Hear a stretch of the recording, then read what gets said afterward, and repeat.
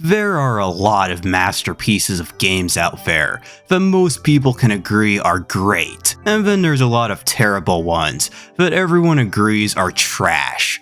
But then we have ones that are mixed, ones that are divisive, and ones that some people love, while others hate. I think most of us have a lot of experiences with games that we personally love, but a lot of people don't, or at least don't love it to the same extent you do.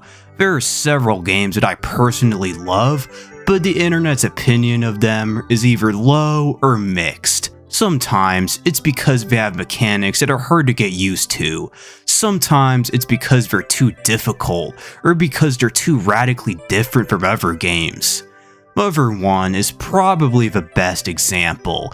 It's a game I've talked about extensively this year, so I'm gonna go over it as quick as I can. It's a very hard game. You have to grind a lot, there's a lot of cryptic elements, and the enemy encounter rate is frankly bullshit. On top of that, most who try it played after Earthbound, which is for all intents and purposes a perfect game. Going from perfection to a flawed masterpiece causes a lot of whiplash. If you can get past all of that, Mother can be a really fun game. There's a lot of creepy and unnerving elements and a lot of interesting lore. The middle of the game is the best part of it. The first few hours are incredibly tough, since you don't have strong moves and only have one party member in 10. And the last stretch of the adventure is unfair, with all the OP enemies. However, once you get Lloyd and Anna, for a good chunk of the story, it's actually not all that bad. The battle system, while not perfect, is engaging. It puts the player on their toes, never allowing them to get too comfy. Mother 1 is in my top 10 favorites of all time for sure. Maybe it's just because I played it for the first time at the right time in my life, or maybe it's because I'm more patient than a lot of other people. In any case, I love it.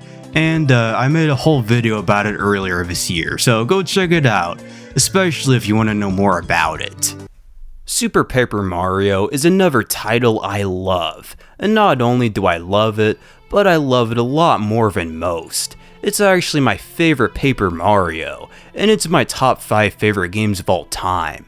It was the first game I played that had a super in-depth story and RPG-like mechanics. The story is fantastic, yet it's hard to talk about without spoiling stuff, so I can't really give it justice. The gameplay is what most fans don't like, as it ditched turn-based combat in favor of being a platformer. But like I said, there's a lot of RPG elements retained, such as an XP system, hit points, and items. I admit that I agree with most fans when it comes to the gameplay. It's definitely a step back from Thousand Year Door. After the story, the aspect that makes me love SPM so much is the creativity.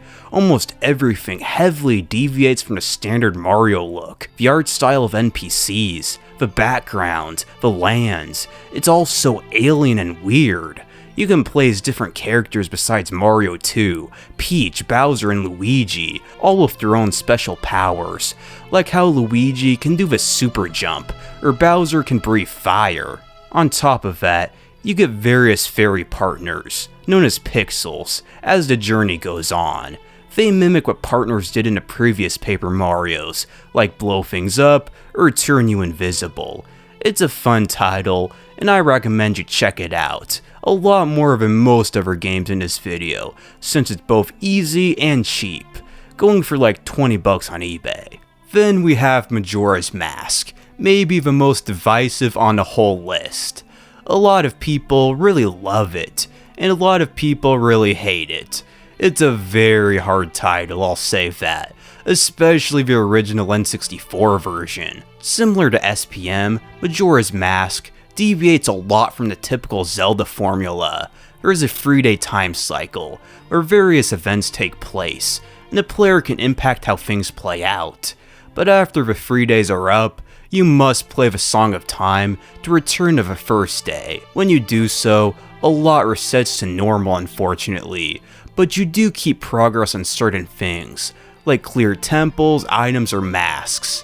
Speaking of that, masks are so cool. Each one have their own purpose. Some are just there to get a piece of heart, while others transform Link into a new form. You can play as a Goron, a Zora, and a Deku, each with their own powers and weaknesses. But the defining aspect of Majora's Mask is the dark nature. For one, the moon is falling to Earth, and is gonna kill everyone in 3 days, hence why you need to time travel. This impending sense of doom creates an intense atmosphere of fear, of loss, and of healing. There are so many emotional moments in the story, ones that I won't show because spoilers suck, and as you can probably guess, the time limit of each cycle is what many fans don't like about Majora's Mask. I will concede that it does make playing a lot harder, yet it's not as hard as you might think. You have plenty of time in most cases, and overall, the 3-day cycle adds a lot more to the game than it does take away.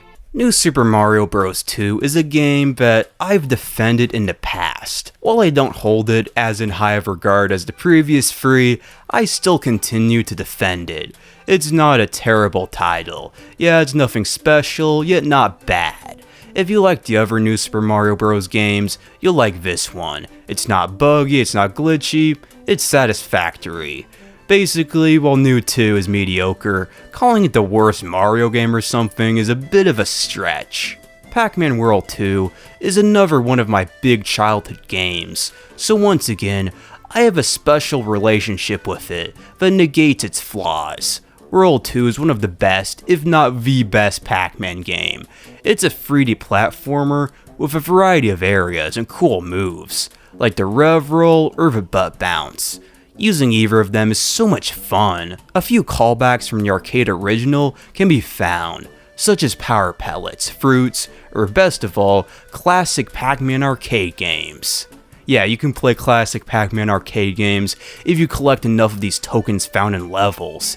The big issue of World 2 though is the wonky physics. There's a lot of times where you jump and will not land on a platform, or you die for no apparent reason. Goes by you is the bane of my existence, and I never look forward to playing it. If you can get past the difficulty and unfair physics though, Pac-Man World 2 is a hidden gem. Earlier this year, I played the first Dragon Quest on the NES. While I wouldn't say I loved it by any means, I probably have a higher opinion of it than most. If you thought Mother 1 had some problems, oh boy, have you seen nothing yet. The grinding required to beat the final boss is insane. Everything is cryptic, there's not really much of a story, etc. I have a love-hate relationship with it. While it's not super fun to play through, it is a challenge. One that makes you feel great when it's completed. And again, it's the grandfather of RPGs, so I can't really put it past it. Super Mario Sunshine, like many others in this video, is very weird and difficult. You use a new device called Flood to clean up goop, alongside other cool techniques, my favorite being the hover nozzle. I swear it's so fun to use. A lot of the difficulty of the game comes from imperfect physics, the best example being this pinball level. It's one thing if something's tough because it requires skill, and another because basic mechanics just don't want to work. A lot of the really hard missions are optional thankfully, except the Sandbird. F that. At the end of the day, Sunshine is a unique experience compared to any other 3D Mario, and while flawed, it's still one of the best 3D platformers ever made in my opinion. And to end this off, let's take a look at my most controversial pick. Mario Party 9. I think I may have just gone too far.